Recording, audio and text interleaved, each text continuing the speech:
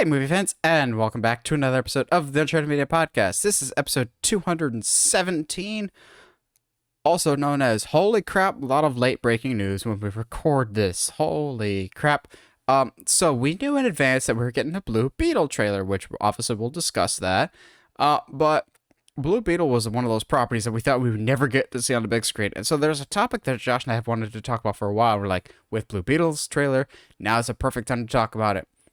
Best comic book movies never made, or legendary comic book movies that are like the Bigfoot of the comic book world of they're just legends stuck in some creative's brain, never to be seen. Other cases, probably for the best of it, they never saw the light of day.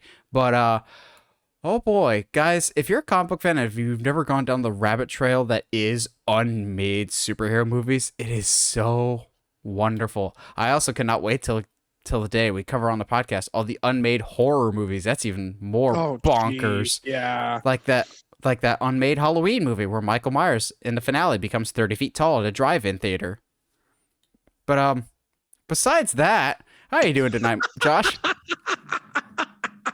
It's really funny because there is some of the stuff when researching this comic book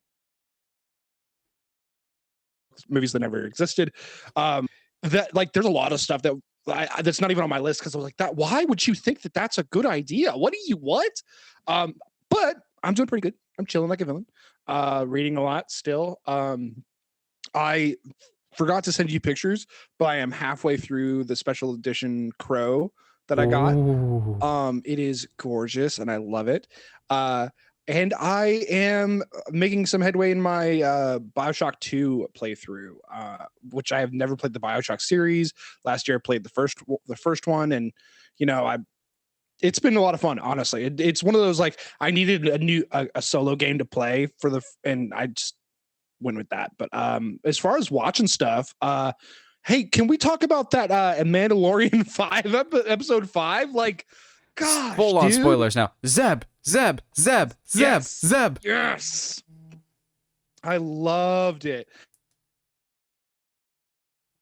I texted you after I saw it. Seeing Zeb and having him interact, like actually like have like not just be a voice off screen or not just be like a voice through a speaker or something. Like it was like reuniting with an old friend.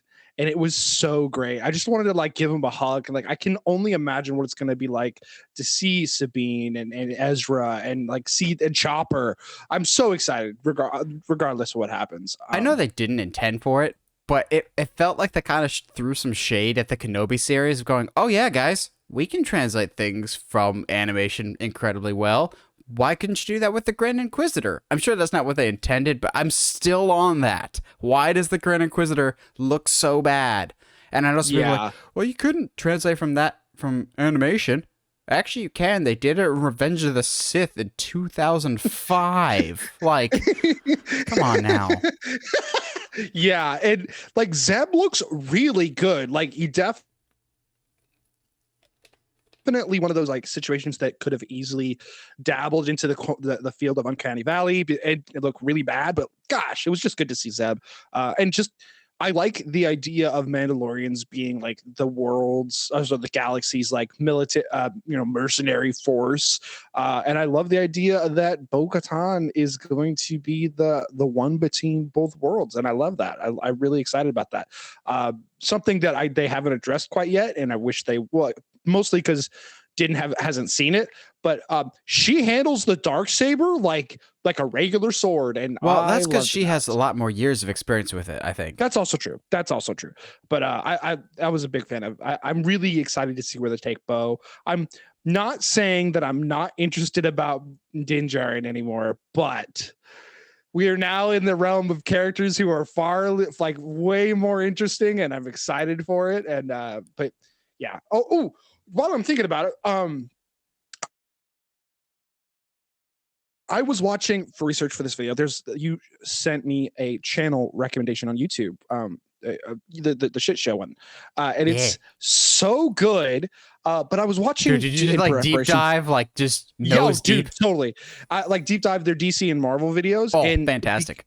they're Marvel, and I did not realize, I guess, how like influential Jon Favreau was for the beginning of the Marvel Cinematic Universe, and how influential he's been like with it going forward. Honestly, just gives me more fuel to my Jon Favreau and Dave Filoni should be the heads of Star Wars fire. Yeah, fantastic. They're both incredible students. I watched. Oh yeah, absolutely. I also watched Kyle Kinane's Shocks and Struts. It's a comedian I love. He's great. Finally did like a special for forever.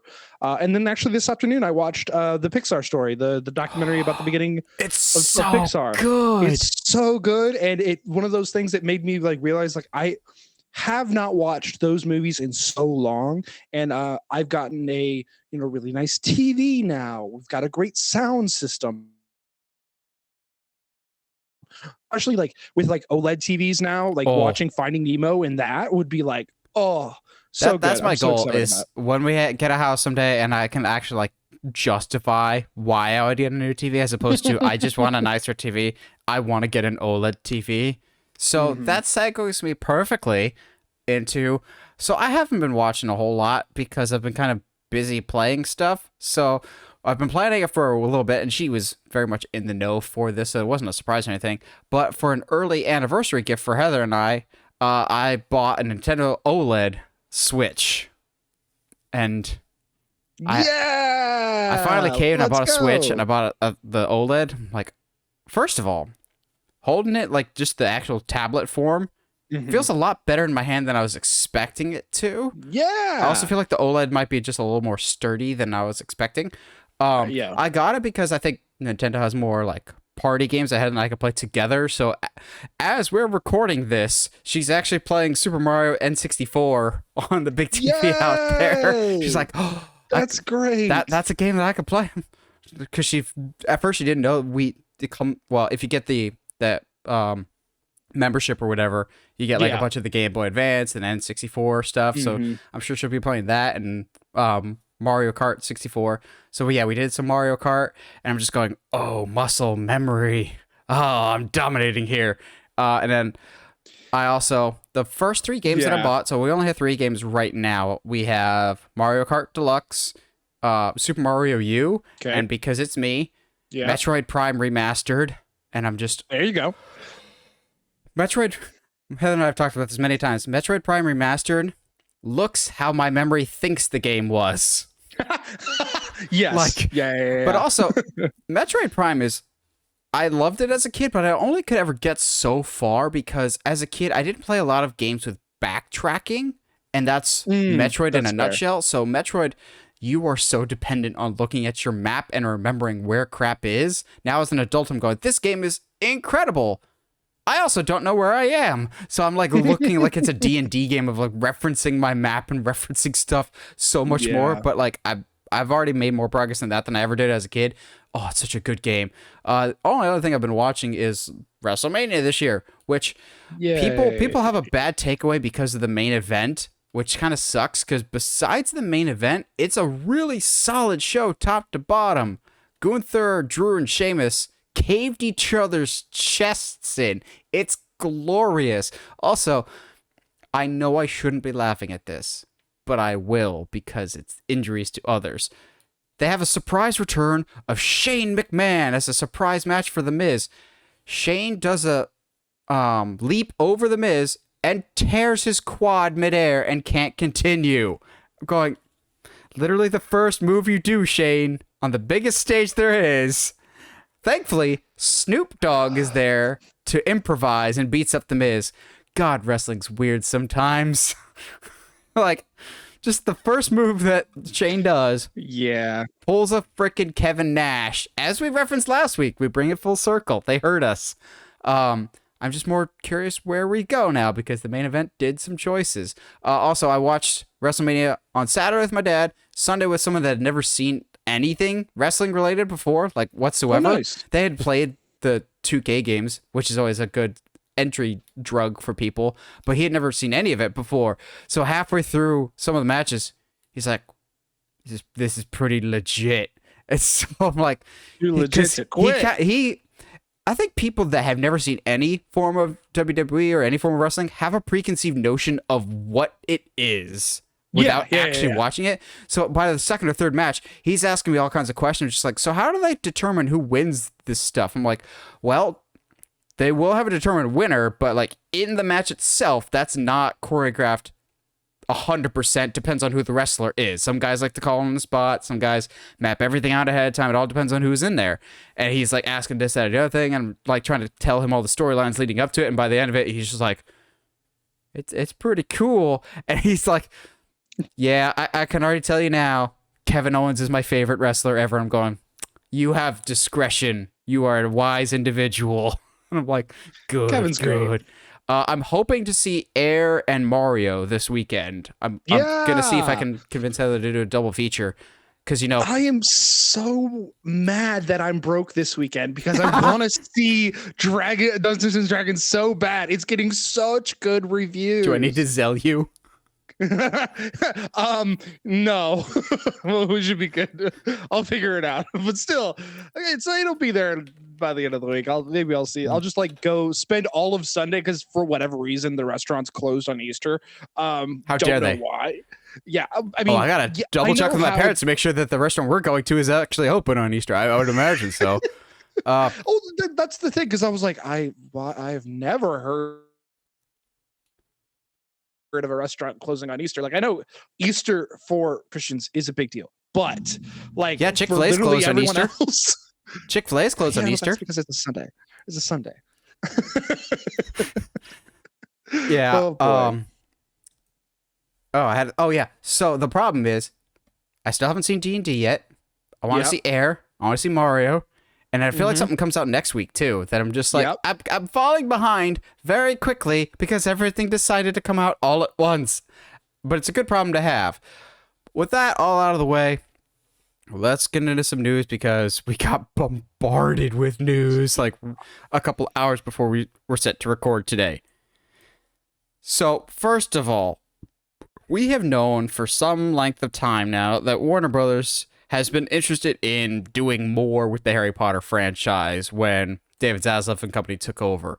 They were on the fence about what they were doing with Fantastic Beasts, which I don't blame them. They never had the financial returns that they were kind of hoping for.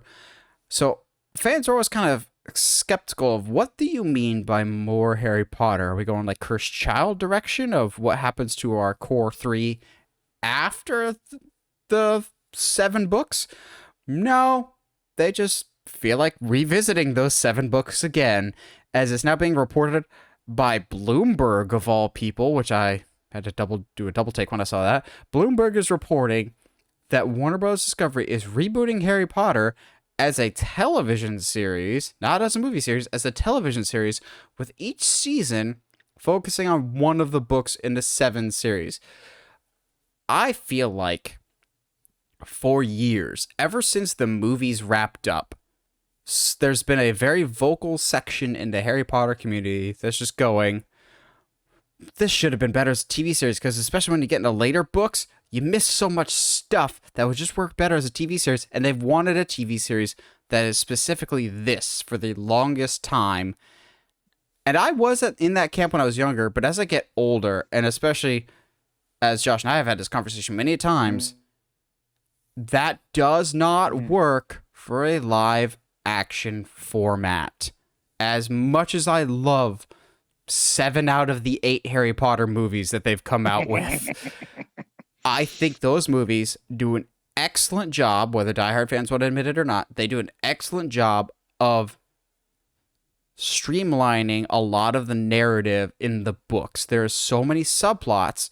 Some they should have kept, like Neville actually being a hero and actually stepping up. His whole arc, I think, gets undercut in the movies.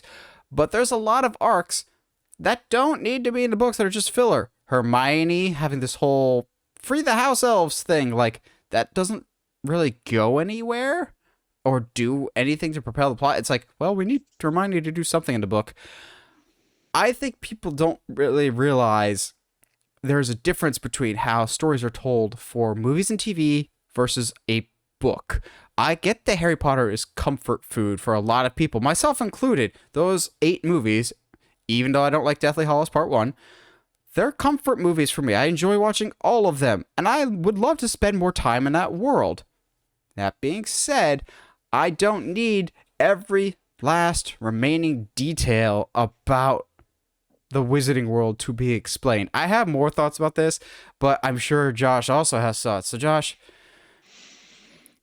Warner Bros. Discovery's remaking Harry Potter. So here's the thing. I think what's interesting is after I had seen the movies, I was definitely in a camp that was like, yeah, I would love to see this as a TV series. Let's explore it more, get more in depth. Maybe there's stuff in the books that, we're greatly missing or whatever. I have now read the books and I'm going to say that no, we're good. I'm like that's unfortunately the plot line with Hermione and the house elves, it absolutely doesn't go anywhere, and it kind of it leaves that is the one. I think I remember reading the books and like texting you being like extremely mad, like I don't understand what this does for Hermione's character. I don't understand what it does for the world itself. The whole like side plot, what is it in Chambers, a Chamber of Secrets with the dragon? There's like a whole side like Oh, cool. yeah. It's like it's not like a small side plot. Like it is legit like a huge chunk of the book that she just sidetracks and okay. I know that there's a big thing going on right now, but we're going to focus on the dragon thing for right now. It is like okay, fine. The only way I'm okay with this happening is if it's not just a like a reboot of the movies and they're doing one per season, blah blah blah. I would love just to do this in the world. Like don't necessarily follow the books, but like use the books as a launching pad. And did the people on the other side of the planet have to deal with Voldemort stuff? Was Voldemort only a UK problem? Like what is the I'd like to believe he was. Yeah, like he's just British Got Talent. That's about it. Americans don't care. Yeah, because to Grindelwald's credit, to Fantastic Beasts' credit, it definitely comes across at like Grindelwald was an absolute global threat, which whether it be because they were trying to answer the question of where were the wizards in all these wars kind of stuff questions. But I don't care necessarily. I am intrigued to see where they go, but I think if book fans are looking for this to be a complete accurate representation of what is in the books, I think we're in to be extremely disappointed because I think it'll make for some very boring TV, not exciting with characters that don't make sense. I hope that it is they are going from the books, but much like the movies, they improve upon it, hopefully. The other thing is, like the MCU or Lord of the Rings, Harry Potter absolutely nailed its casting for each and every single character in the movie series. I can't pinpoint a single bad casting choice. Like, there's some characters that I don't love as much, but it's not the actors, it's that character to begin with is not great. Like, I know you're not the biggest fan of Snape, but Alan Rickman is the perfect Snape. There's no recasting that. I know some people are like, well, what about that very clever idea that I totally came up with and I didn't totally just steal from Tumblr fanfiction? What if Daniel Radcliffe is Snape this time? I'm going, stop it. Stop it. Like, everyone is so perfectly cast. I honestly would hate that. I hate it too. And I think Daniel would as well, is the thing. Is he has enough respect for his own work that and I think he is. I've seen him in many. I'm a big fan of him in general. He's the best farting corpse ever. Gosh, I love him. But I don't. I think he has enough respect for himself and for the fandom to be like, no, like, because how much time has he spent trying to separate him from that whole franchise? Because people will always see him as Harry Potter, and that sucks for him. But he has worked very hard to get separated from that. I just don't see him wanting to be involved again. It just doesn't. I don't think that works on any kind of scale. Like, the original casting is so perfect. You have to bat 1,000 again. Like, if you slip up on anybody, I get this. People got recast. Like, Richard Harris passed away after the first 2 movies, and they recast Dumbledore. I still prefer Richard Harris over Michael Gambon. I never liked Michael Gambon's Dumbledore, but it almost felt like a completely different Dumbledore when he took over. But in his defense, Dumbledore as a character evolves so much in the books. It's just like J.K. decided to write him differently after Richard Harris passed away.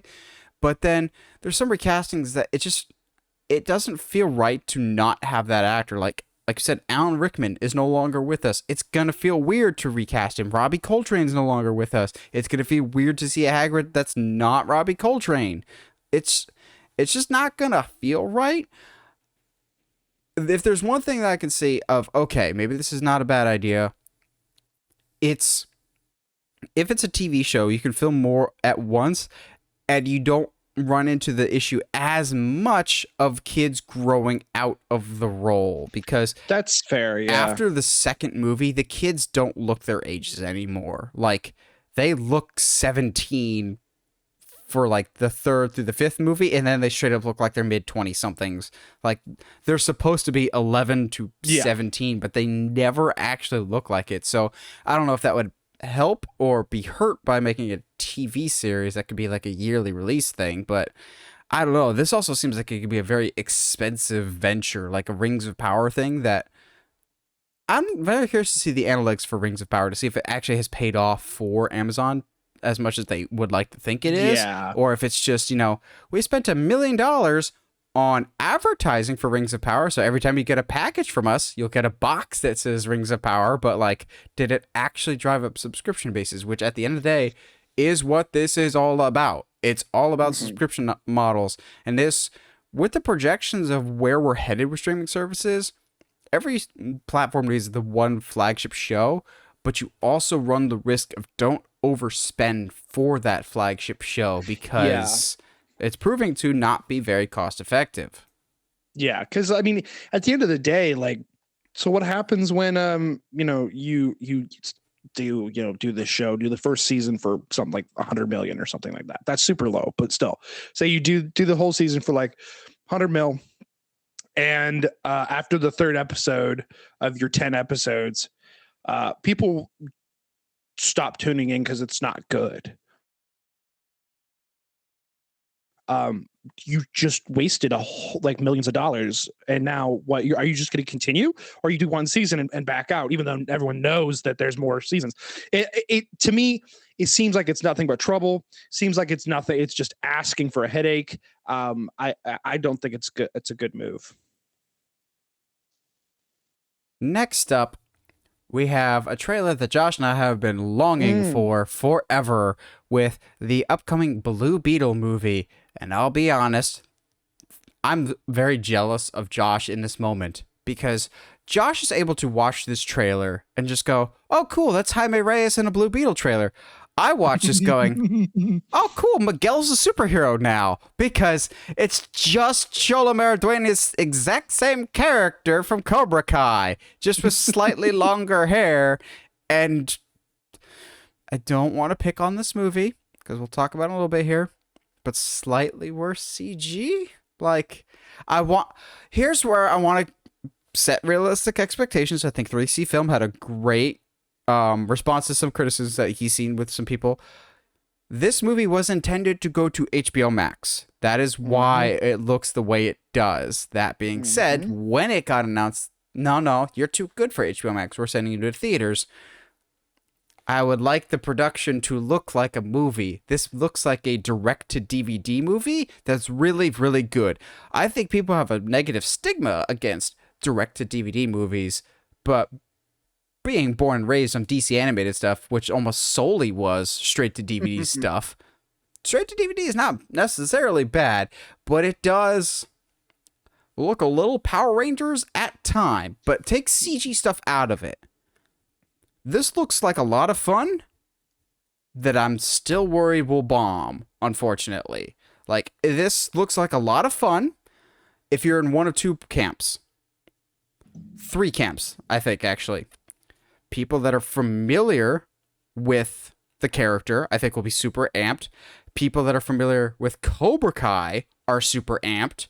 And I think people of Hispanic culture will be very amped that they are finally represented on the big screen. That's a huge plus for this movie's favor. But if you're not familiar with Blue Beetle, if you're not familiar with Charlotte Maratona's incredible work, if you're a boring, pasty white dude, I think you might look at this and just go, looks a little cheap, doesn't look as engaging, looks like the budget's not fully there, and we're rebooting anyway. As a Blue Beetle fan, I liked it. It sounds like I hated it, but I really liked this trailer. I think the tone is perfect, and some shots with CG look incredible. Others look questionable. The one moment, though, is going to surprise you.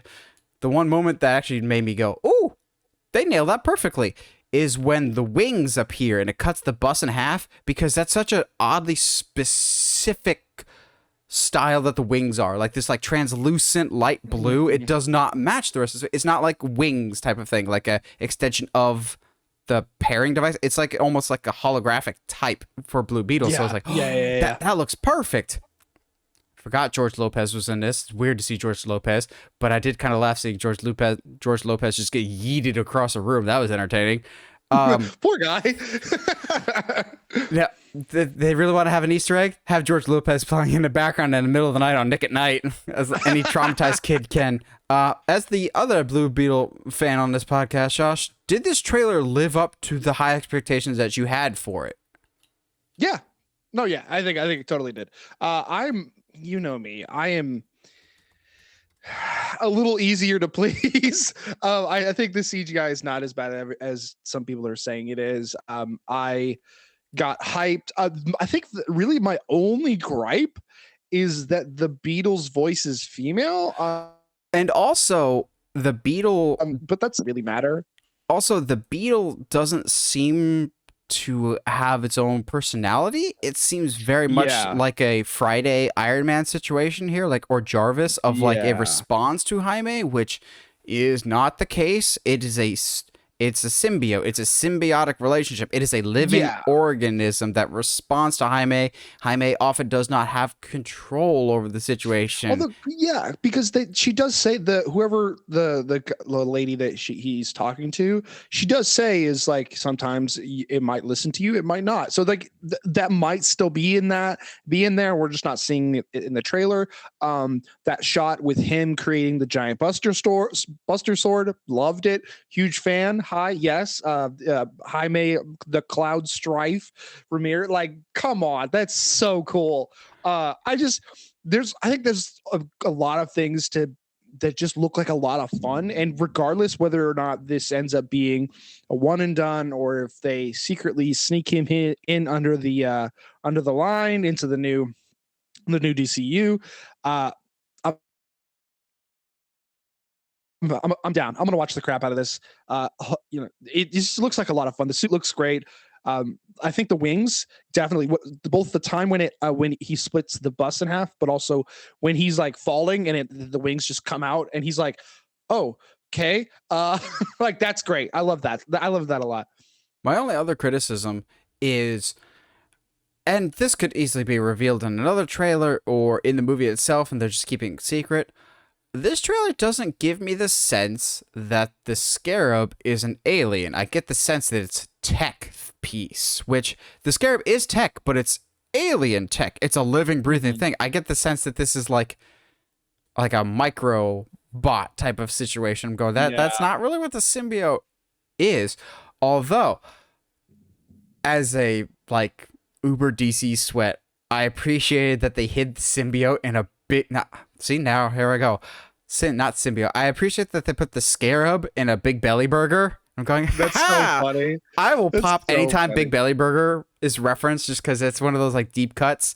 That, but also at the end, he's like, it's like Batman. And then in the background, you get the other two Blue Beetle suits. I'm going, oh, yay! Because the whole question that people have been asking, well, at least, the sweaty DC fans, hi, that's us, is, as much as we love Jaime, and Jaime is our preferred Blue Beetle, we see Ted Cord, we see Cord Industries quite prominently in this trailer, and we know Susan Sarandon is playing a Cord, whether it's Ted Kord's wife or sister or something.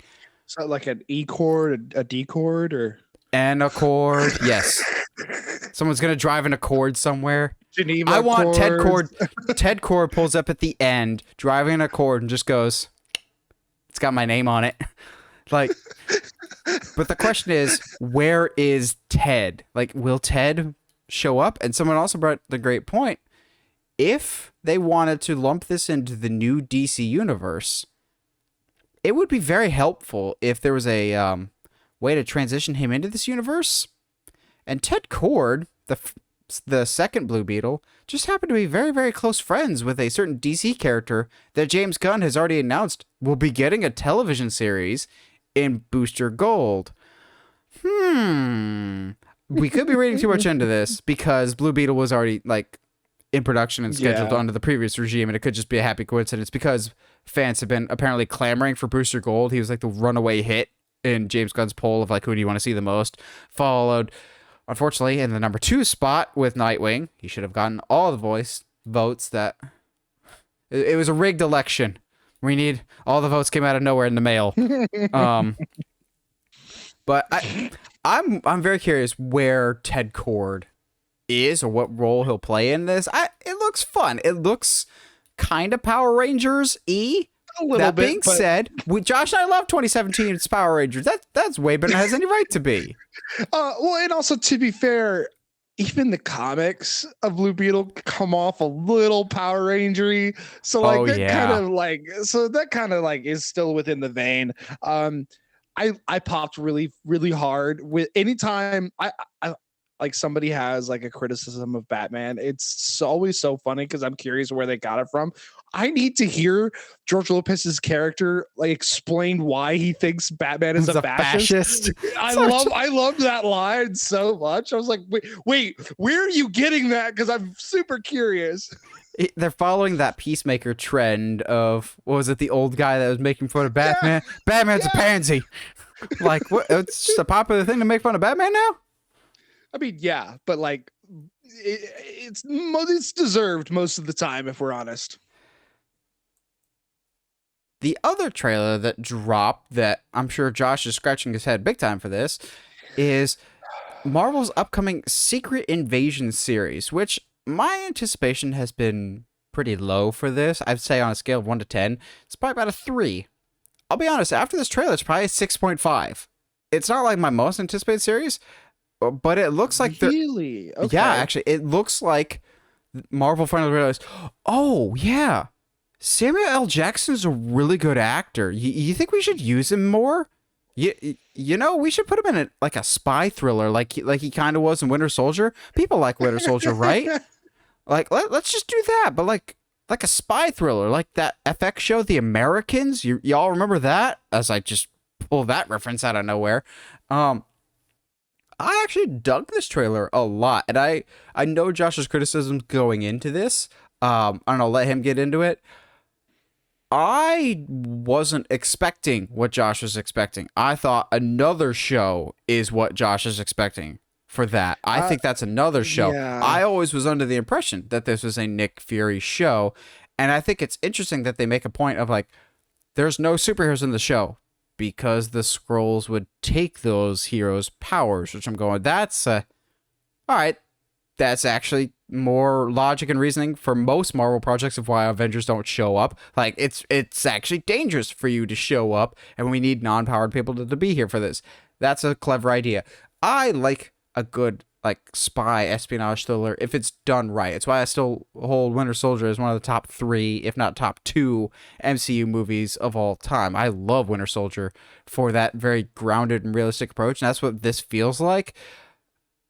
It does also kind of feel like a retcon to the Skrulls from their introduction to Captain Marvel. Just like, yeah, we know they're supposed to be bad, but we're building a Super Skrull. Does that make you feel better? I'm like, I guess. I dug this trailer. It feels tonally very different than other Marvel stuff, and I'm totally okay with that. But Josh absolutely hated this trailer. What'd you think? Yeah, yeah. If you follow me on Twitter, I was not a fan. And maybe I need to go back and rewatch the first trailer they released that kind of got put the show on everybody's radar. I feel like I was really hot on that first trailer and thought I thought that was the one that got me really excited.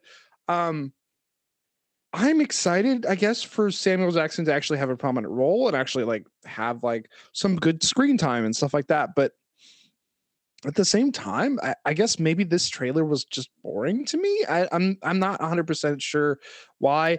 Obviously, my criticisms that I thought this was the Don Cheadle thing was me not me much like Marvel forgetting that Armor Wars is going to be a thing. Um, sure, okay. The scrolls look better in this. I think the characters look better. I'm not really 100% sure. I think I need to go back and watch back to back the first trailer and then this one and see maybe my expectations were just different or off or something. I guess I just didn't realize that it was going to be like essentially a oh my gosh, I just blanked. A Samuel Jackson solo film, I guess. Yeah, it's fine. Did question for you though, because you know how my brain works, and sometimes I just forget things. Dangerously. Did they ever explain why Nick Fury was not on the planet, like in any movies or shows? All I remember is the end credits for Or anything like that? Was it Far From? Yeah, it was Far From Home that they're just like he was on a spaceship the whole time. Going, we ever gonna get some backstory on that one or no? That's all I remember. So maybe we'll get some information here. I have heard this theory for what feels like years now that Rhodey is a Skrull and has been forever, which I'm going, that would be interesting. But my theory has always been, at least for a little bit now, Don Cheadle's Rhodey is a Skrull and Terrence Howard's Rhodey is Rhodey. Like if you really wanted to get uber meta with it. Like, yeah, I don't know if Terrence Howard would be cool with that though. All things considered. Yeah, he can't be any more mad though. So yeah, yeah. I feel bad because Terrence Howard is who I actually prefer as Rhodey over Don Cheadle. As much as I like Don Cheadle as an actor, I never bought the relationship between him and Iron Man as much. And I know Terrence Howard still is beefing with Marvel, but more specifically, he seems to be beefing with Robert Downey Jr., which contracts don't work that way. That it's not Robert Downey Jr.'s fault. It's Ike Perlmutter's fault for being cheap and not wanting to pay you. Like cheap and racist. Let's make sure that we say that. Oh yeah, cheap and absolutely racist. Y'all be happy that Ike Perlmutter was just fired by Bob Iger many years too late, because when they recasted Terrence Howard with Don Cheadle, Ike Perlmutter was known for saying, it's okay, people won't be able to tell the difference with them. I'm going, excuse me? Excuse me? Yeah. Like, Ike Perlmutter is also the reason we didn't get a female-led superhero movie with Black Widow until after he was no longer in charge and was relegated to the TV and merchandising department. He also oversaw Inhumans. Make of that what you will. Yeah. At the end of the day, I'm going to watch the show because I, like you, love a good spy thriller and also consider Winter Soldier one of the best Captain America, if not one of the best Marvel movies to date. So bring it on, I guess. Next up, Disney. Why do you keep doing the things you do? Why do you keep being the dumb? Because Disney has had a trend recently. Not recently, they've been doing it ever since that terrifying Jungle Book movie that we always bring up. Disney's remaking the wrong movies, hand over fist. They keep making the wrong movies as I shout to high heaven with Josh in unison, where's Treasure Planet? But apparently today during a shareholders meeting, The Rock took to social media to announce that they're doing a live-action remake of Moana, to which I just looked directly at Dwayne and go, so you're on your first losing streak of your career and you wanted to put a jobber out there to guarantee an easy win because you're having a little bit of a midlife crisis right now. Is that what the problem is? The Rock, for the first time in his career, whether he wants to admit it or not, whether his fans want to admit it or not, he's not the most popular guy right now, and his name doesn't carry the weight that it used to. The Black Adam and Shazam 2, I think, I'm still on this, I think has hurt his credibility a little bit, and even before that, Jungle Cruise wasn't particularly good or well received. I think for the first time in his career, acting-wise, he's kind of on the back foot and wants just a quick, easy, quote-unquote, success that he can latch onto, because he burned his bridge with Fast and Furious, so he's not doing a Hobbs and Shaw sequel. He's burned a couple bridges recently. No one works harder in Hollywood than The Rock. Trust me, he told me himself. He's so humble that way. But get him, Nate. Get him. I hate him so much. I think he's talented when he puts his own ego aside, but that so rarely happens these days. But I feel like he's just doing this because it's easy money, and right now he needs an easy win. I don't blame him for going for the easy win. Every once in a while, you need to beat up the jobber after you just got your ass handed to you by the actual main eventers. But this is dumb. Yeah, this is dumb. This movie's not old enough to be remade. Like, they're like, we're doing it with the original actors. Cool, I guess. But at the same time, with Disney's track record, I got on Little Mermaid for this, especially of, you have this weird trend of some things don't need to be super realistic. The joy of Moana, besides this beautiful storytelling, is how beautiful the movie looks visually. Everything pops off the screen. Water has never looked better animated. The ocean, foliage, hey, like, it all just looks great. But you know, if they make it live action, look how realistic it looks. This water, we actually filmed it off the coast of Hawaii. I'm like, okay, yeah, I like water. That's pretty, but like, it's just that hyper realism that can only be achieved through animation, because wow, Hollywood, animation is actually a credible medium for storytelling that you should absolutely respect more. That's another soapbox that I'll stand on. That's a whole other soapbox, yeah. Because it's so funny. I'm not gonna call her out directly, but well, I guess by me saying this, I am calling her out. But one of my brother's girlfriends, she does not like animated movies because they're not real or whatever. And like, I get it. I understand. Neither is the Real Housewives. Yeah, animation isn't for everybody. I understand that. Yes, it is. Find the right movie and you will love it. No. I know, but I will never ever force a medium on anybody. Okay, I get. What about a large? Look, the schmedium. Venti. I literally gave him and her a whole like list of movies that I felt they would love, and they've been going through it and have been loving them. So I'm hoping that's my in to be like, yes, okay, like that kind of stuff. But I, like you said, this movie's not even old enough. Like, and we're kind of skipping some movies here, guys. Yeah, where's my Home on the Range live action reboot?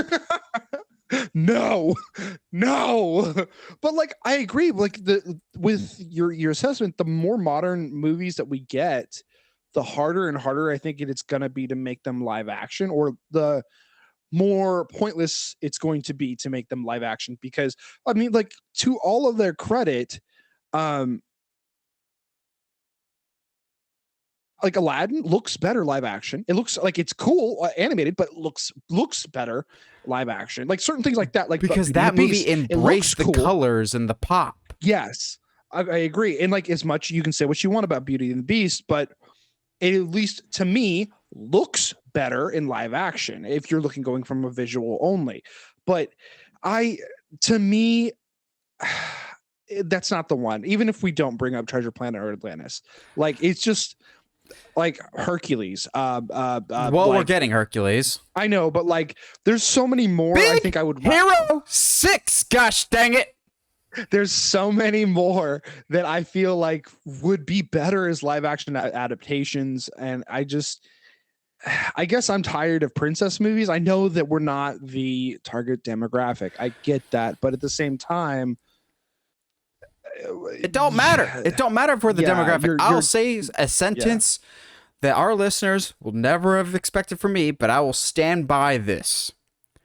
It makes more sense for Disney, and it's a better choice for Disney to do a live-action Frozen than Moana. I would rather Disney remake Frozen than Moana. And maybe that's just because I don't care if Frozen gets ruined, but Moana is magical. Frozen makes more sense. Yeah. Frozen is Disney's biggest moneymaker of all time. You've already made it like a stage play, a stage musical, so it's already kind of been adapted into live action form. And also, Frozen is one of those that you could just bring the actual actors back. That still kind of works. Some of the actors are probably a little older than their characters, but... Or, dude, I'm not going to lie. If they said we're getting a live action Tangled... Dude, I actually would like. I would genuinely be excited for that because Tangled is fantastic, and the only CGI you use is for Pascal. Because and then you get Pedro Pascal to voice Pascal. So no, get out. No, get out. But even like maybe like to me, I see this as an opportunity to breathe new life into projects that didn't maybe do so well. Yeah, Chicken Little starring Zach Braff. Do Brave neat, like it has a great like structure for a story, but it doesn't quite hit the notes it needs to. You have a second crack at it in live action. Let's go. Why not? I mean, I understand that like that can definitely come off as a no, this indigenous story, we don't need more. Give me more white women. Like that's not what I'm saying here. I think the point here is that Moana is pretty new. Like we're talking maybe within the last 5 years. So it hits a note for me that's definitely like, why that one? Outside, like we know why. It's The Rock. It just screams desperation from him of like, hey, in this movie, I got to play a sexy tattooed Polynesian god.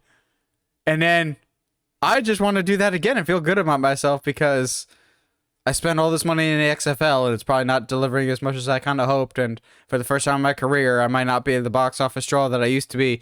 And WrestleMania was a success, even though I turned them down and thought that'd be a huge mistake on my part. I'm really becoming not a fan of The Rock. You watch though, Disney will make even weirder choices and they'll be like, y'all, we're gonna remake Brother Bear with real bears. A part of me would really like that. That part of me would love that. Are you kidding me? Except this time, you just have Phil Collins following the bears around, just making music. Like they don't acknowledge Phil Collins is there. He's just in the background live. Oh, like even like a live action like Tarzan would be amazing. Are you kidding me? Well, like I mean, an actual Skarsgård did one Tarzan movie, not like let's do one where after he leaves the jungle. Like no, give me like an actual Tarzan movie. Oh, the book is so good. Let him snap monkey's necks. Let's do it. Or like, a live action John Carter could be cool. Oh wait. Sorry, I got on an Edgar Rice Burroughs kick there with Tarzan. Yeah, yes, you did. Disney, you shot yourself in the foot for John Carter so that Star Wars could succeed. Look how well that ended up going for you. Well, lastly for our news, it is a topic solely for everyone in the universe not named me. I included this one just for Josh, and I know people care about this one. And even as someone that actively hates this movie, I am happy with this news, believe it or not. I'm happy for all people involved because I still think it's pretty cool. And that is that apparently we're getting an anime adaptation of Scott Pilgrim vs. the World. Cool for those that enjoy it. But more importantly, basically every single person from the movie is coming back for this animation. And I'm going, that's pretty cool too. I'm happy for all involved. I'm more just amazed that somehow, some way, you got everyone to come back for this. You somehow had the budget for this, because as much as I despise Scott Pilgrim vs. the World, and again, it's everything to do with the main protagonist. The style is exceptional. Edgar Wright's directing is exceptional. But Scott Pilgrim is honestly the worst protagonist in movie history, and I despise everything about him. The movie's incredibly well casted with Yeah. on the cusp of being big someday actors. You've got, Yes. honestly, the best character in the entire movie, Chris Evans, right on the cusp of being the big name that he would be. Brie Larson, Brandon Routh, right in that very narrow window when his name actually meant something. I'm sorry, Brandon, that was mean. Michael Cera, yay. Mary Elizabeth Winstead. Kieran Culkin before he got really big with Succession. Like, Yeah. Edgar Wright was really ahead of the curve on that one, that he got that Culkin and not the other one. And the other one? There's 3 Culkins, I think. Yes, there is. And Macaulay could Macaulay is super cool now. He's Like, so cool. I love seeing him on Red Letter Media. Also, as much as I don't like Scott Pilgrim versus the World, it does have one of my favorite jokes of all time. Hey, is Scott home? No, he just left. As he bails out the window. I'm going, that's a great so sight good. gag. But as someone that's a fan of the franchise, speak on behalf of the fandom of Scott Pilgrim. Josh, what does this news mean to you? I am excited about it. I think especially if they go with the same type of art from the comic or from the game, I think it's exciting. It's a lot of fun. Having everybody reprise the roles, it's going to be cool. What I hope happens, and this is for you, Nate, is that they go with the book version of events and not with the comic book version of events and not the movie version of events, because they're very different. The whole thing that happens with Kim is in the books. They show and explain everything on why he ended up leaving and all that, and why, like, for better or for worse, it is him and Kim is an example of sometimes things just don't work. There's so much in the comic books that is so much better, and There's a lot more material too. I know there's a bunch of books. There's that as well. There's like 8, I think, total. The ending is way more satisfying. It does not end in the way that, well, I do think he does still end up with Ramona. The path to which they get there is way different than the movie, and I appreciate that a lot. I think while I agree in the first half of the movie, while Scott is all the way leading up to the kind of final confrontations, while Scott is genuinely not a good person, I think where he ends up in the end he is a better version of him, albeit that neither Ramona or Knives should have taken him back, but that's not the point, I guess. Of course, he ends up being best friends with himself because that's the only person he cares about. Yeah, there's that. But anyway, like I said, I hope they go off of the comic book version of events and not the movie version of events, so we can get multiple seasons. I just like anime in general, so let's bring it on. It is Netflix, so don't get your hopes up for multiple seasons. Fair. From what I remember, one of your roommates in college was a huge Scott Pilgrim versus the World fan. So was it you or Neslo that had the comics? Weslow. That's what I thought. Because I remember seeing some of those and seeing the artwork. So I think, especially the anime style, fits Scott Pilgrim so well. And the movie is already just a live action anime, and the over exaggeration of things, the living, breathing comic book panels, so to speak.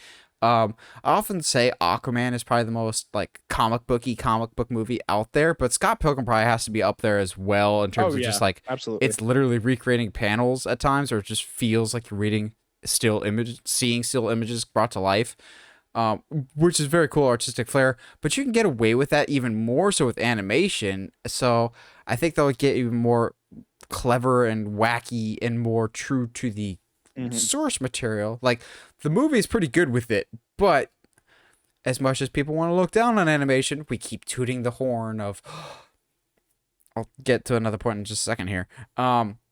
We keep tooting the horn of animation as an actual medium, and maybe someday we'll actually believe us. So the thought that I had is, there's a friend of ours, I'm trying to remember if he listens to the podcast or not, but he's kind of all ranting about people don't respect voice actors, to which I was agreeing with him at that point, to which he's just like, can you even name 5 voice actors? To which I'm off the top of your head without looking it up, and I'm just going, Excuse me?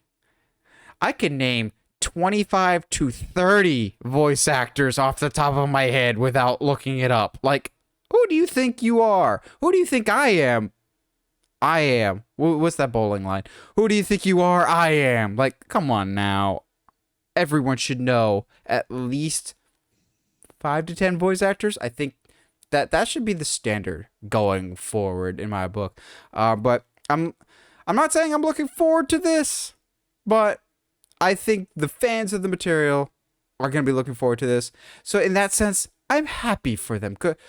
Good for you. I'm glad when fans of certain material have something to look forward to. I think that's super cool. As per usual, this week's episode is sponsored by TeePublic, your one-stop shop for all things Uncharted Media merch, mugs, whatever you want with the Uncharted Media logo on it, or other fantastic designs, a tinfoil hat theory. Go support the show that way, but also go check out the show wherever you get your podcast, whether it's iTunes, Spotify, Google Podcasts, or YouTube. And if you haven't already subscribed to us on YouTube, now we get to talk about a really fun topic that it's always kind of weird to think about, the what ifs. I think we almost did this topic once when What If was coming out, or it's been on. So Josh and I have like a shared Google Doc of like podcast ideas to use someday, of just like, that way we always have something in reserve of like, okay, we've got plenty of ideas. That way also if something comes to us randomly, but we don't want to use it necessarily this week, save it for a later day. This one's been on our docket for a little bit, and I think now's a good time to use it because, guys, if you've never went down the insane rabbit hole that is unmade comic book movies, you might not come back because stuff gets weird. So how I was planning on doing this, and Josh, we could do a different approach if you want to do it that way, is I have a couple from different characters. So I was thinking of like approach it character by character. Like there's multiple Superman, there's multiple Batman, there's multiple Spider-Man. So I'm sure Josh and I have some different ones, but we'll approach it by character first. Does that work? Okay. So yeah, I'm down with that. I tried to. I only have. I have 12. I have 12. I kept the real like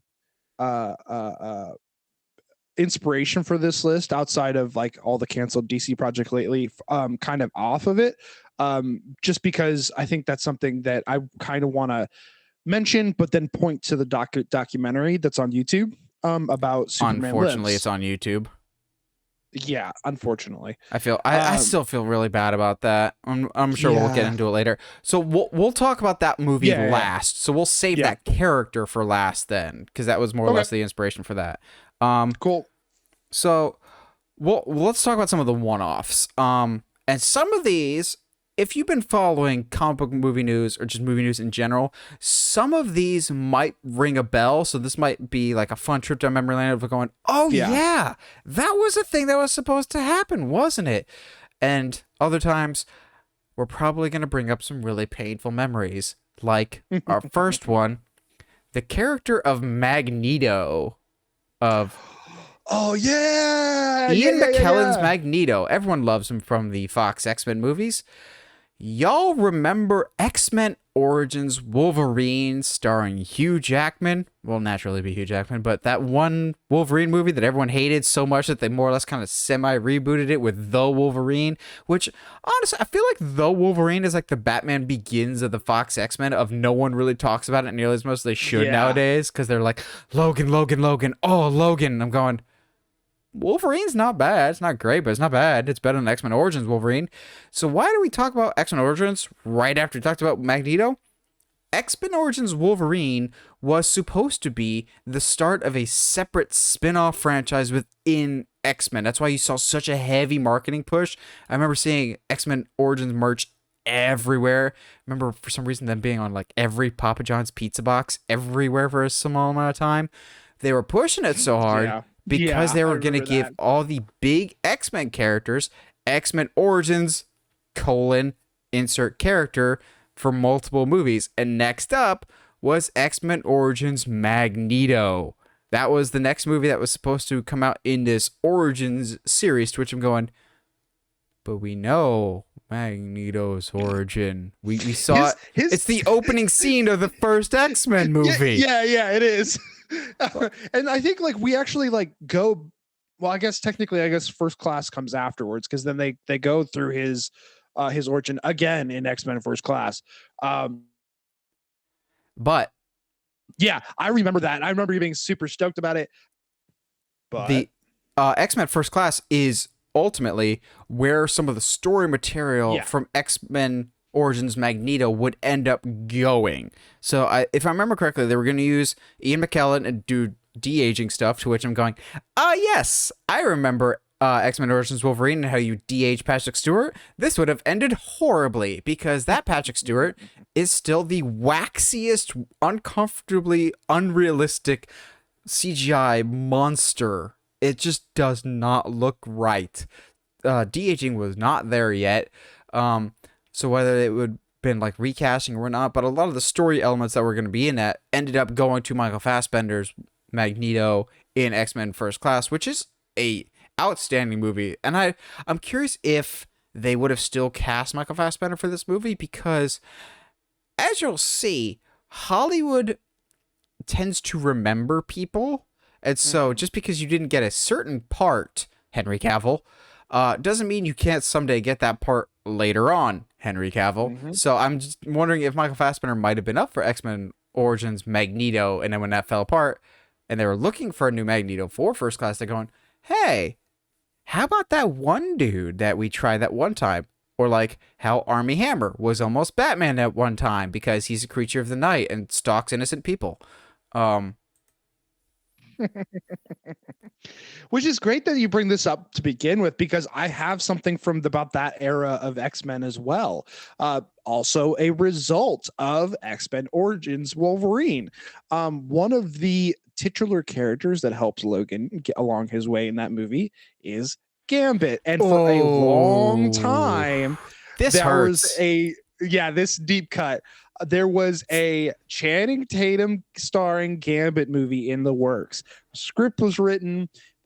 Channing had signed on allegedly. Movie was paused for production and then restarted and then paused and then restarted and then paused and then restarted. And then eventually we just stopped hearing about it. We're just kind of like, what's really funny is when it was first announced, I feel like both you and I were very much like, no, I'm good. Thank you though. Appreciate it. But then like, I think didn't Tatum like release a video of him with the accent, and we were kind of like, okay. I don't think I ever heard him with the accent. I think for me, it was seeing him in both the Jump Street movies and going, oh, true. You can actually be a versatile actor and actually be really, really funny. I don't think I ever heard him in the accent. The accent was always the one thing, for some reason, that he always just stuck to. That he's just like, we're going to do it. I'm going to have the accent. I'm like, well, what's the character going to be like? I'm going to have the accent. Like, why are you so hung up on the accent, man? Like, also, as much as we bag on X-Men Origins Wolverine, and as much as I'm curious to see what Channing Tatum would have done with Gambit, Taylor Kitsch deserves more praise as Gambit. He's actually pretty good in that movie. He's so good. He actually has he's one of the few bright spots in that movie, and poor Taylor Kitsch had like 3 movies in a row in 2011 and 2012 that just like sunk his career. He was in X-Men Origins Wolverine, Battleship, and John Carter. Like back to back to back. I'm like, dude, fire your agent. Oh. That makes me so sad, because like he's genuinely like a good actor, and John Carter could have been huge for him, and X-Men Origins could have been huge for him, which is just sucks for him. Gosh, man, talk about an unlucky role. Yeah, like you said, fire your agent. Yeah, why do I get the sense that Kevin Feige will be like, in Secret Wars, we're gonna have Channing Tatum do a quick cameo as Gambit, because diehard fans will know that and get that reference, because that's unfortunately where Kevin Feige's head's been at, of like, let's do the deep cut references. You remember that time that Tom Cruise was almost Iron Man? What if we consider him for that cameo? Apparently that was never on the table, but I'm going, you would do something like that. Absolutely prefer though that over them bringing back Robbie Downey Jr.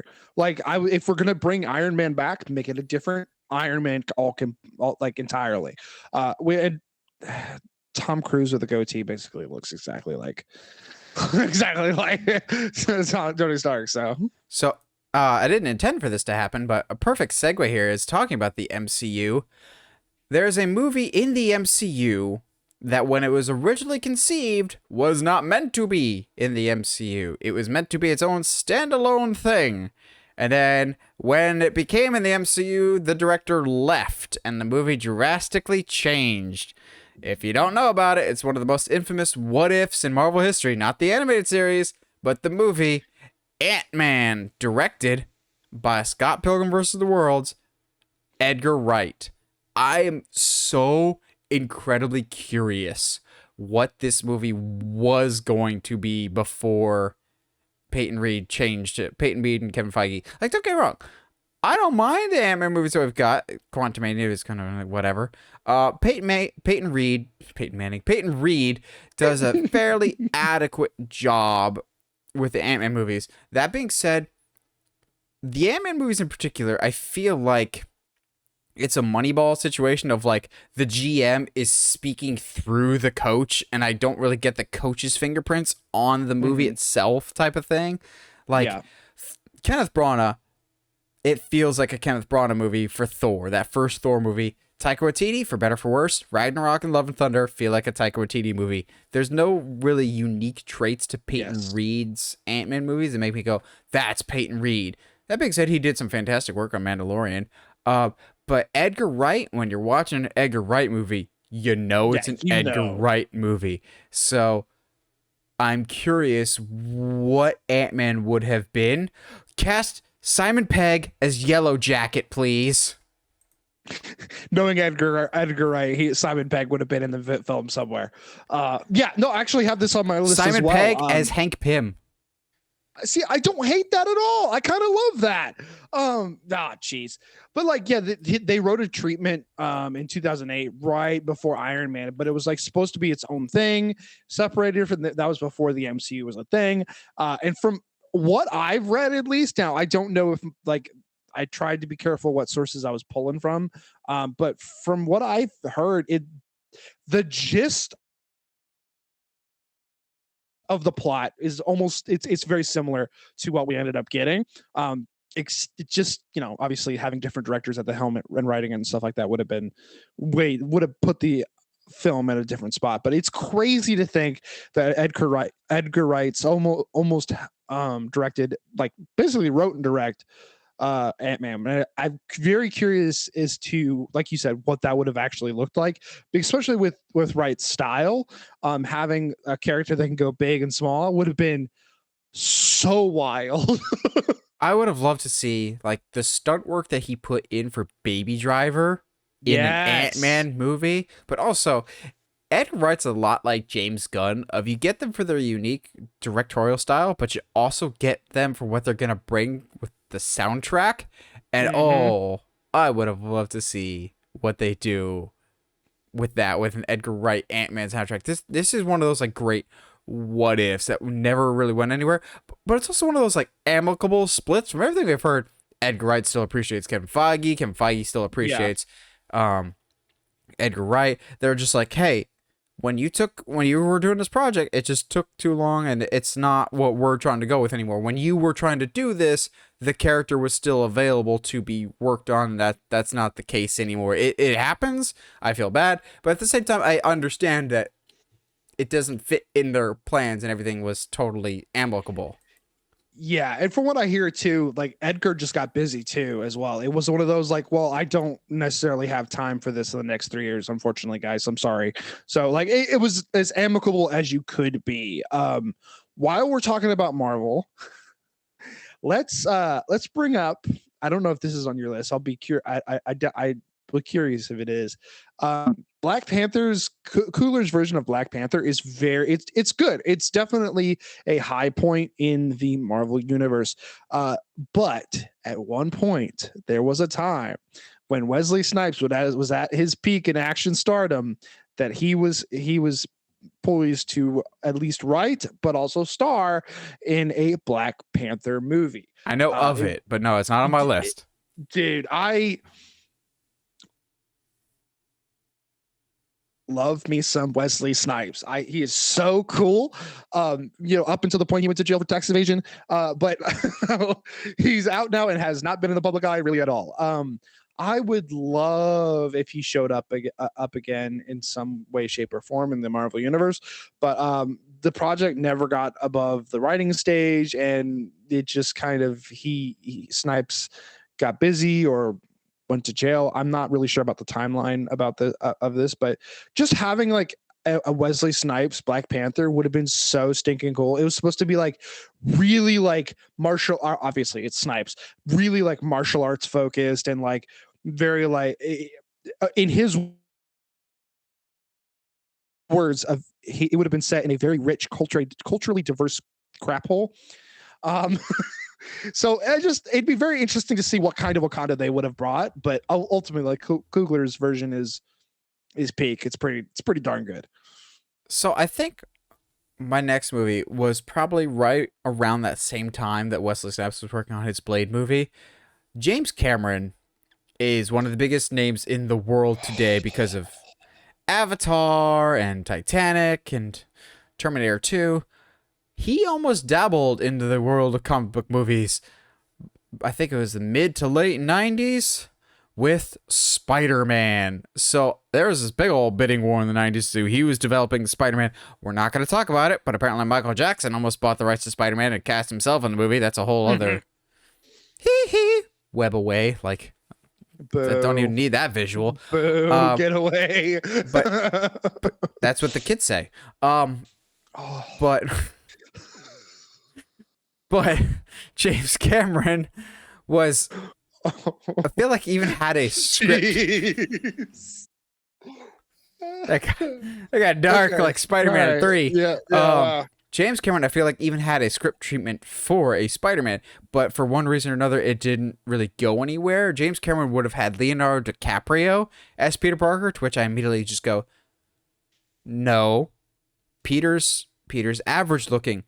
Even Tom Holland's a good looking dude, but Tom looks pretty average as Peter Parker. Yeah. The best looking Spider-Man we've ever gotten is Andrew Garfield, and I think he's too handsome to be Spider-Man, unless it's like the ultimate Spider-Man, but whatever. Yeah. Leo's too good. He's too much of a heartthrob to be Peter Parker. But interesting enough, though, there are certain elements of the James Cameron Spider-Man that ended up sticking around into story beats for Sam Raimi's Spider-Man, which is what we ended up getting.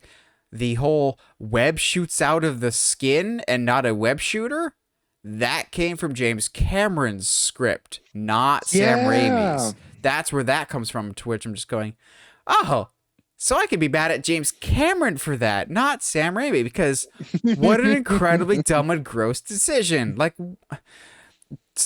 I'm glad this movie never came out. From everything we've heard, James Cameron was going to take it to a very weird place. Like, the whole movie was going to be like a metaphor for puberty in general. I'm going, yeah, wasn't he going to be like... he was like a creeper in MJ or something like that. Yeah, like he was going to be like a peeping Tom and whatnot. Like, it was going to be super weird. Dude, it comes full circle. Michael Jackson always cast himself as... Stop. Nope. Moving on.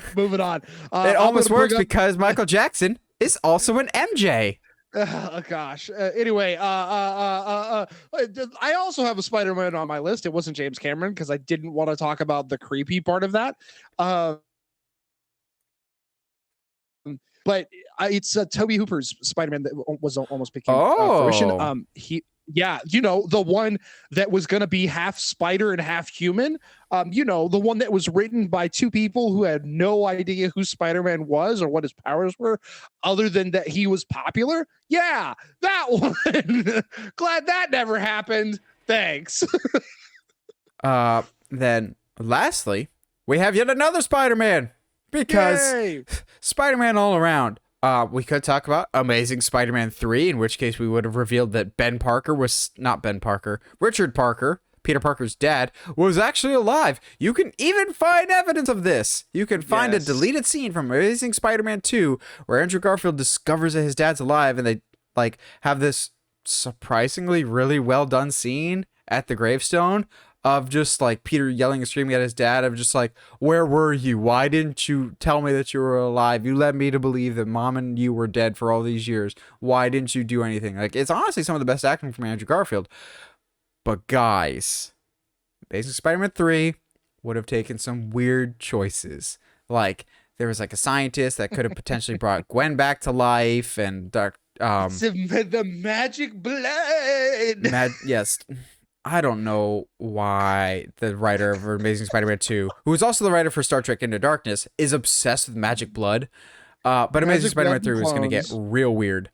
Not as weird, though, as Tobey Maguire's Spider-Man 4.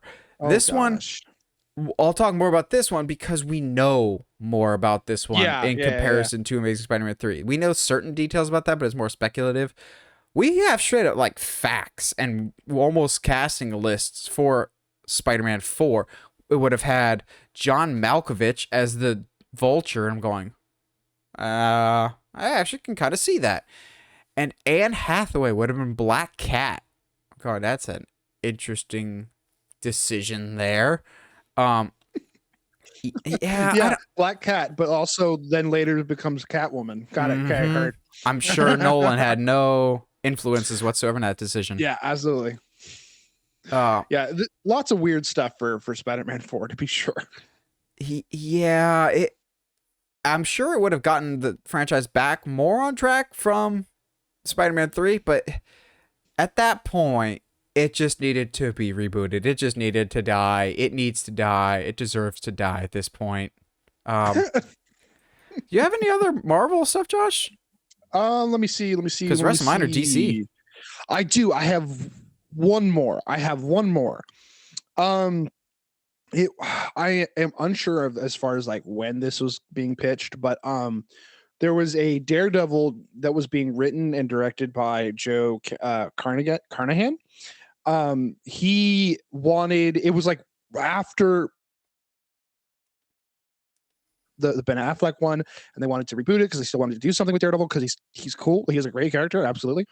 And it was right before Netflix did their adaptation. So he pitched an R-rated reboot that was like, obviously much darker and grittier.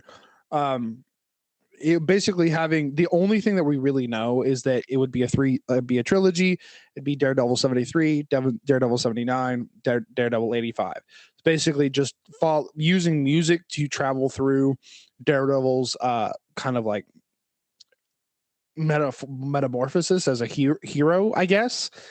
Not really. And they would have used the yellow suit just to piss off Josh. Yes, they would have, and it would have been like a bright yellow, not like a gold yellow like they did in She-Hulk. Hey, the She-Hulk one looked great. It does. No, it looks great. That's my point though, is that it's not the yellow. It is not the mustard yellow suit, because the mustard yellow looks awful.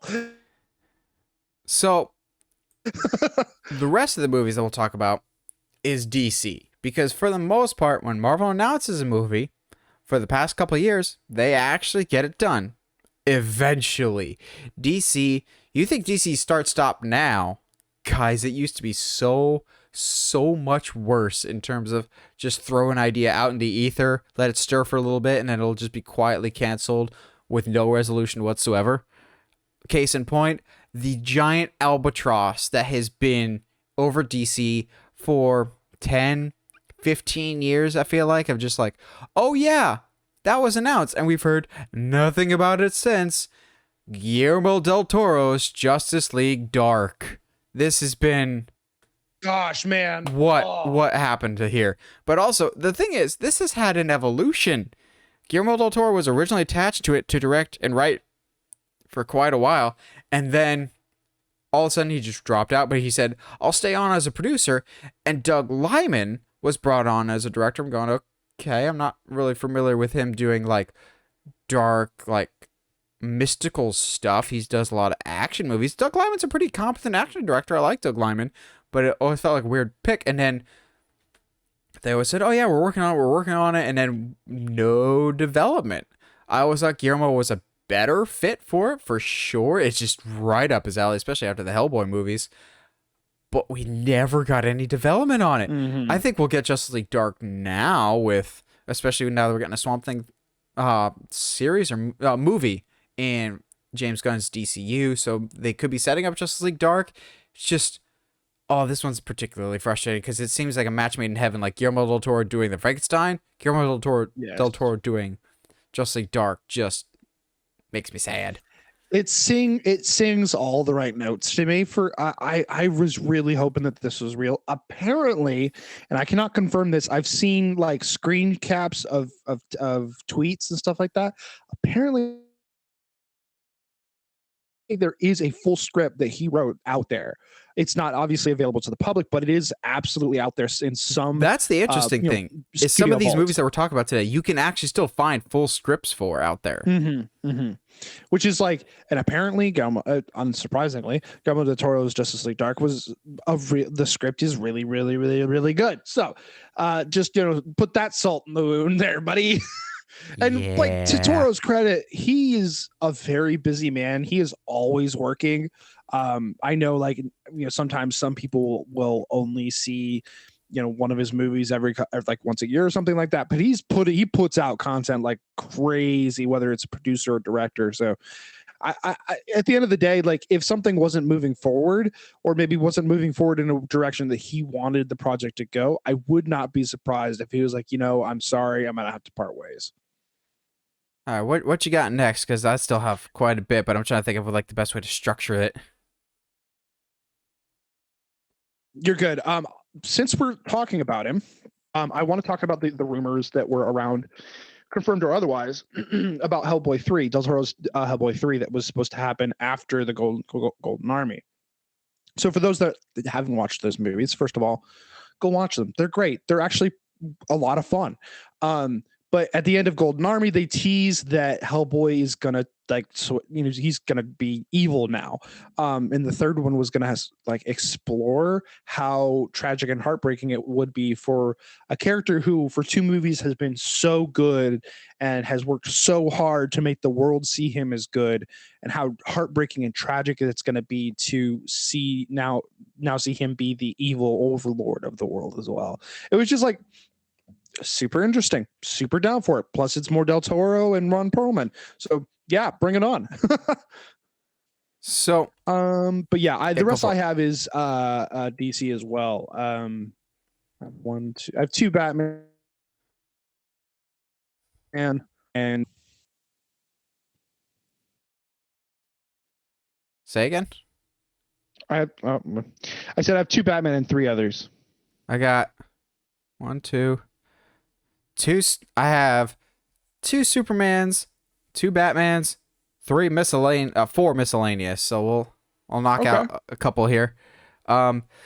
This is one. I know we said best comic book movies never made. This is probably one of those. I'm glad stayed dead. As much as I love the actor, this is gonna sound nuts, y'all, but hang with me. Jack Black's Green Lantern movie. Oh, I heard about this. Yeah. So basically what this was going to be is it would have existed in the DC universe, and it kind of would have functioned as a what if story of what if the Ring didn't choose Hal Jordan, it chose Shallow Hal instead. See how I make that reference? Proud of you. But essentially, yeah, what if the Ring chose Jack Black? What if Jack Black skadooshed with the Green Lantern ring? Yeah, we're going to try and get all the Jack Black references in there. What if he Schoolhouse Rocked with a lantern ring? There you go. What if he Tenacious D'd these Yellow Lantern Corps? No. We're a family-friendly podcast, so we've already cussed twice. So it would have been down a little bit. It would have been, I think, PG-13 or an R-rated, like a hard R adult comedy that, once fans heard the words Green Lantern Jack Black movie, they immediately just shut that product down. They're like, no, it's going to be a dumb idea. I'm going, probably, but you never know. Maybe give it a chance, but it probably would have been bad. Let him cook. Hold on. Let the man cook. Let the man cook, as they say. Yeah, there was, I remember hearing about that. And like, honestly, that was back in the days of the Pick of Destiny and School of Rock, sorry, and Shallow Hal. So like, I can, if it was that Jack Black, I can kind of see it. Maybe, I don't know. It'd be kind of fun. At the very least, it would have been fun to see him have a good go at it. And maybe if it had happened, we'd have a different Jack Black now, which would be great. Could you imagine if the Jack Black we have now would have been like an action hero? He is in Jumanji, but I guess that's a little different. Okay. He plays his Bethany character as Green Lantern, like Nacho Libre meets Green Lantern. Like, jeez, he fights actual, like, genuine monsters and whatnot. It could have been interesting to say the least, but I don't know. Then you get a Green Arrow movie. You get Batman Begins writer David S. Goyer writing Green Arrow Escape from Supermax. Supermax. Also known as Dread. So because I mean, yes. So the premise of this would have been Green Arrow, Oliver Queen, is thrown into prison, but he's thrown into the same prison that all the thugs that he has ever put away are also in. So he needs a prison break, and it would have been filled with a whole bunch of cameos galore. I'm on the fence if this would have been a good idea or not. Because I'm on the fence if I think David Goyer is a good writer or not. Because he's written some good things, and he's written some not so good things. I'm going, could this have worked? And would you have chosen Charlie Hunnam? That's my big question here. Yes, he would have. Guarantee. But yeah, that's such a cool, to me, that's like a great like intro. Okay, maybe not intro, but like that sounds like a fun time, honestly. It does kind of beg the question of like, okay, why be the first on-screen outing for a character where he doesn't have his, iconic weapon or suit at all the entire film? I mean, so Arrow. I'm sure that's never been done before, but still, yeah. Which allegedly, the show ended up taking a lot from the script or the treatment or whatever from this movie. Well, I'm sure they also took some from Smallville, because I'm sure they were planning on splitting off Justin Hartley's Arrow at some point. Yes, they were. So yeah, I've got 6 more. I can't count today. You're good. I'll knock out my 2 miscellaneous, and then because then after that I've got at least 1 Superman, 2 Batman. So something that in that line of stuff that like I'm glad never happened. At one point, and allegedly there's a script out there. The Wachowskis had written a Plastic Man movie, and yeah. Okay. 2 things I never thought I would absolutely. Okay, let me be clear here. I think the Wachowskis are talented filmmakers. This was supposedly going to be a comedy, and they've never done a comedy, so that would have been interesting to see them attempt something outside of what they normally do. However, I hate Plastic Man. I think he's a terrible character. He's not cool. Like, he is a terrible person in the comics. So like, I don't know where you would have gone with this. He's not funny, and he's not interesting. Like, cool, he stretches, I guess. But especially with like when how CG was back then, like, definitely don't do Plastic Man. There's no way that looks good, like at all. So I'm actually surprised you didn't bring this up, because it's your boy, the director of Mad Max Fury Road. Yeah, George Miller, also known as the guy that did Babe, Pig in the City, and Happy Feet, which is still the weirdest combination to me. Long before we were set to get Zack Snyder or Joss Whedon's Justice League, we were going to get George Miller's Justice League Mortal. This is going to be a weird movie. It was going to have Maxwell Lord, and if I remember right, it was going to be like Jay Baruchel was Maxwell Lord or something like that. Yeah. J.A. Bayona, I think, was Superman, but now, he gets to be Pedro in the Shazam movies instead, which I think is kind of funny. Armie Hammer was Batman, I believe. I'm going, dodged a bullet there, guys. Yeah.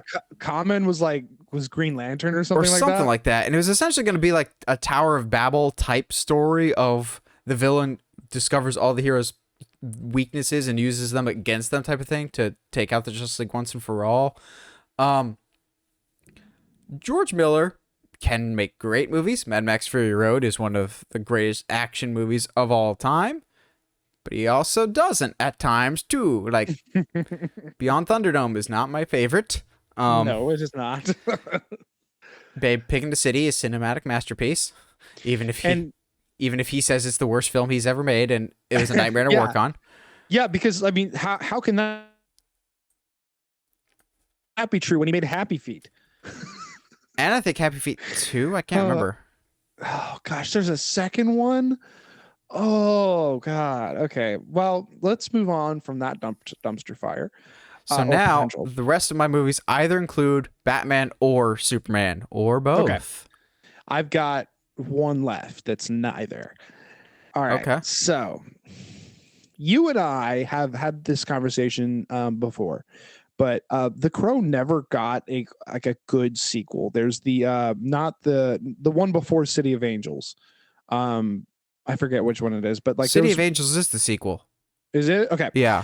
Well, anyway, so apparently, much like this is going to be a theme going forward, I guess, the studio loved The Crow, saw the treatments, and saw some early production from City of Angels. It was super stoked about it. So they had Rob Zombie write a future Crow sequel. The Crow 2037. It is a Batman Beyond style movie with The Crow. I love everything about this except for Rob Zombie. I'm like, oh man, like because Rob Zombie's how did I saw the article I was reading describe him as my Marmite. You either love his stuff or you hate his stuff. Like it is so there's no like middle ground for Zombie. So, but I like the idea of The Crow being like in the future, like a Batman Beyond style The Crow. I like that idea. Just definitely not from Rob Zombie. And as far as the reason that it didn't come out, well, you know, City of Angels was a thing, and it was not well received to say the least. So Shocker. it is, yeah. So it did not become a thing.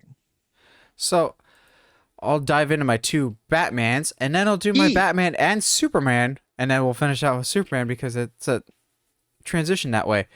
Yeah. So after the failure of Batman and Robin, Warner Brothers was kind of wondering what to do next. So Joel Schumacher was still on the hook to do another movie, and he took fan feedback from Batman and Robin for his next movie and kind of wanted to shape it back into the darker and gritty direction that Tim Burton had taken it, which is where you get Batman 5, essentially. Batman Unchained, sometimes called Batman Triumphant for some reason, even though it was never once called that in production.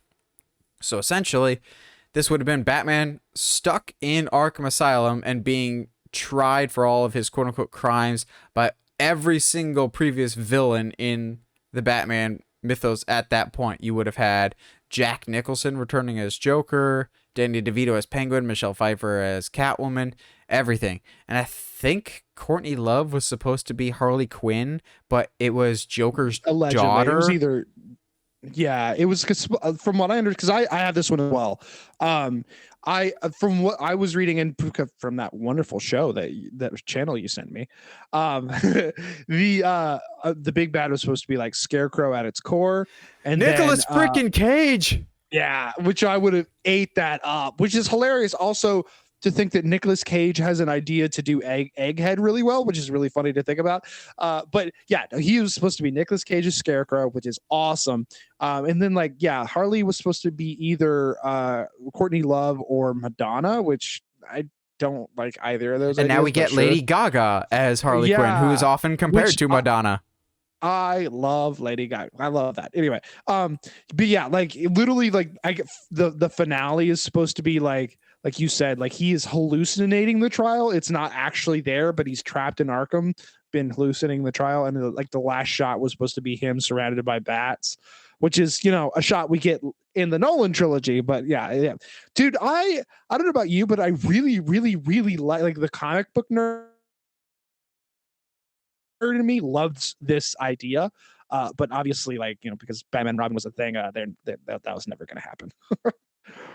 Then the other Batman, just solely Batman one I have, is the Yep. other, like, people say that they're curious about this one, but I would have absolutely hated this movie. And that is Darren Aronofsky's Batman Year One.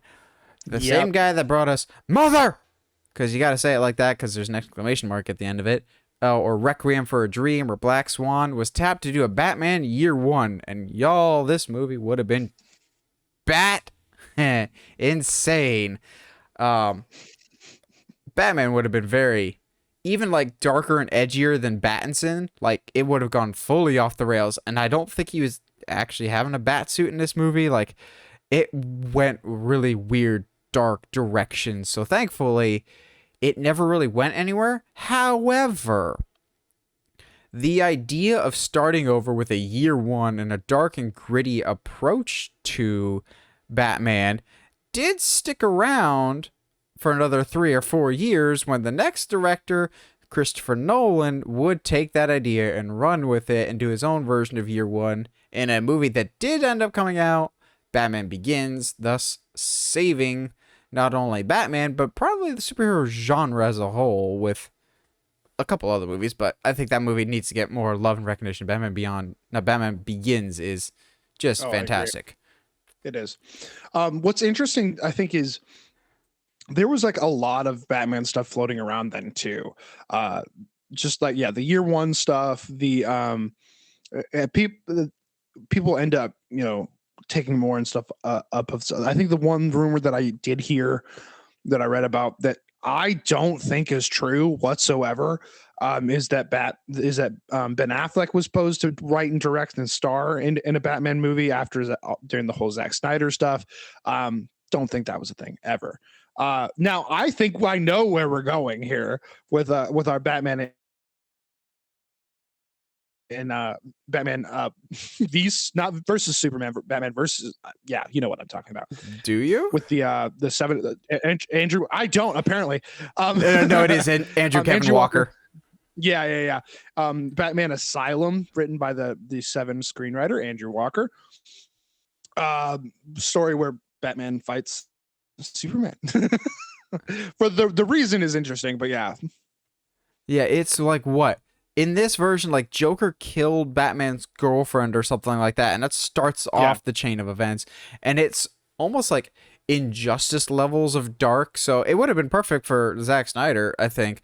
Yeah. But they're like trying to make it like a prestige political drama almost, as instead of a superhero beat 'em up, which would have been an interesting approach, but given the time frame that it was being written in, I don't think like it would have been handled as deeply and as profoundly as they seem to think it would have been. It's been Notice Me Senpai type material instead of like, I'm dark and edgy and I'm mature. It's like a 13-year-old thinking he understands the world type of, I understand writing. I don't think it would have come off particularly well, and I can see why it was scrapped. Although I still do appreciate the fact that there's a Batman v Superman reference in I Am Legend in 2006.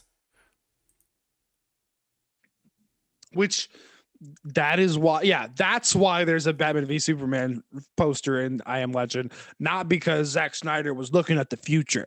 Like, that's not how that works, guys. Sorry. Yeah, there's weird coincidences as movies. Like Christopher Nolan's first movie ever following, it's about two thieves that break into places. The main character's name is Cobb, which is also the same name as DiCaprio's character in Inception.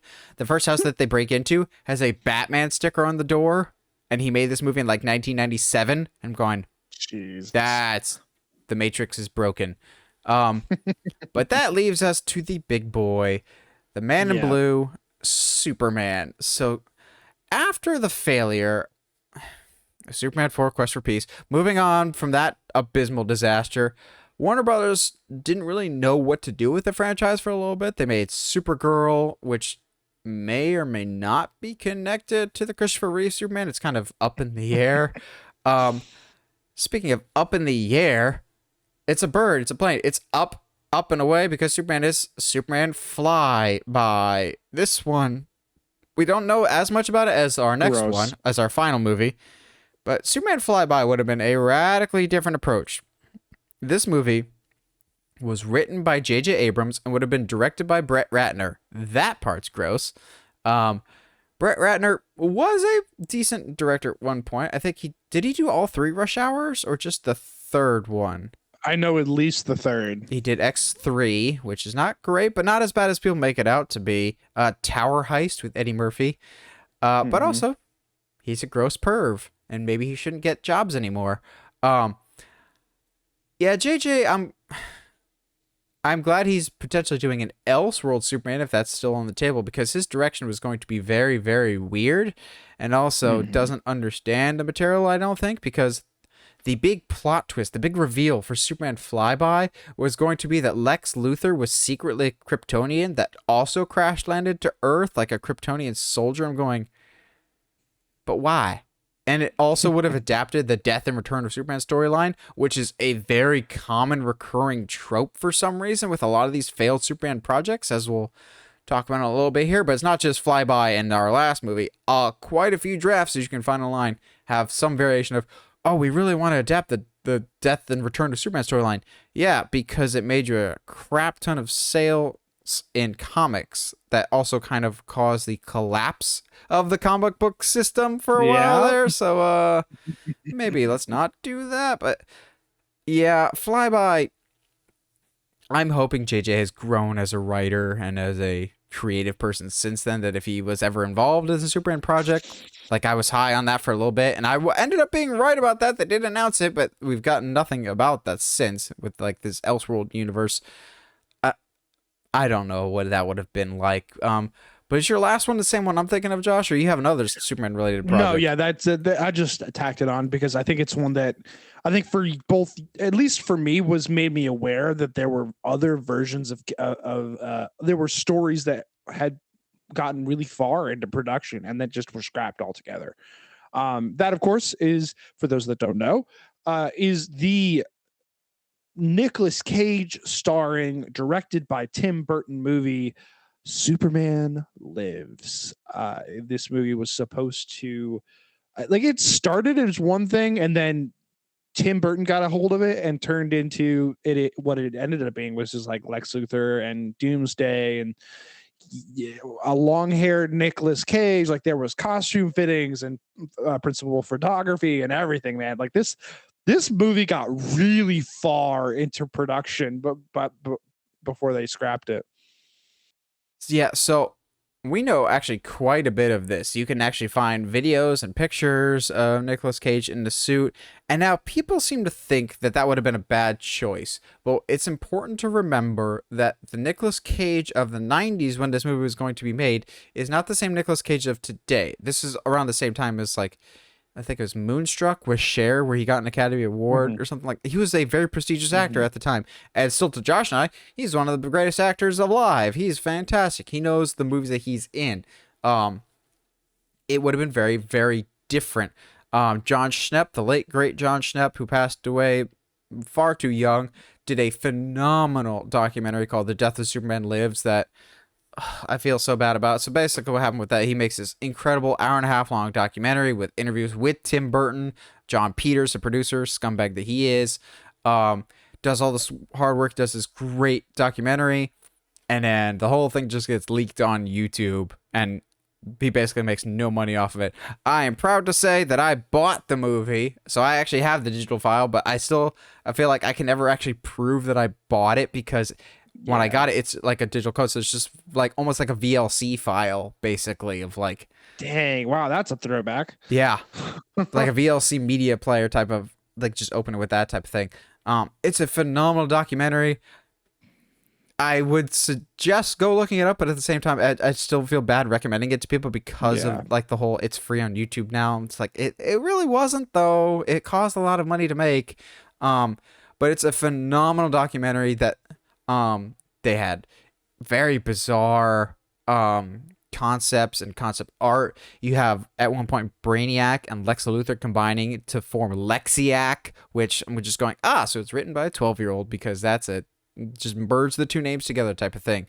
It would have been the mulleted Superman. Superman would have had like 3 different suits at one point. He would have had the classic suit. He would have had this like almost like an LED light up suit that would have been like the regeneration suit almost. Like he was like a charging battery type thing. Like they wanted to visualize him returning. And because John Peters, the producer of this movie, is a bully and a really, really odd man, he demanded that the movie's big villain would be a giant spider that Superman would fight. But thankfully, John Peters would get that giant spider in another movie that he produced called Wild Wild West, starring Will Smith. That's where the giant spider in Wild Wild West comes from. It's I agree. Like I wish I could tell people to go watch the documentary Death of Superman Lives without feeling like I'm cheating John somehow. And it feels even worse now that he's passed away. It's a great, and because the other thing is it's a great documentary. It's really, really, really well done. The movie would have been super, super weird. I think Nicolas Cage would have been the least of the problems with the film. I love me some Nicky Cage. I think now that everyone in the world has seen Unbearable Weight of Massive Talent, I think everybody else now realizes how much they love Nicolas Cage. It just sucks that of the situation the documentary is in. But I'm glad at the end of the day, I'm glad the movie wasn't made. Well, what do you guys think? What are some of those bizarre or interesting or intriguing comic book movies that never saw the light of day that you were very curious to see? So if you brought any up that you'd never heard of, let us know. We always like hearing from you guys. And as always, if you like what you hear and you want to hear more, subscribe to us wherever you get your podcasts, whether that's iTunes, Spotify, Google Podcasts, or YouTube. And if you haven't already, subscribe to us on YouTube. And as always, stay sharp, movie guys and gals.